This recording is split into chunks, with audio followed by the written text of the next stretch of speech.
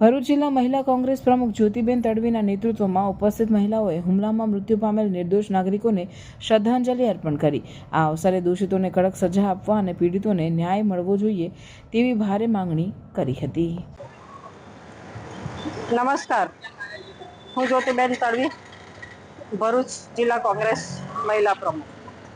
હાલમાં થોડા દિવસ પહેલા જે પહેલગામમાં આતંકવાદી દ્વારા જે હુમલો કરવામાં આવ્યો હતો તેમાં 27 નિર્દોષ લોકોને રેસી નાખવામાં આવ્યા અને મૃત્યુને ઘાટ ઉતાર્યા।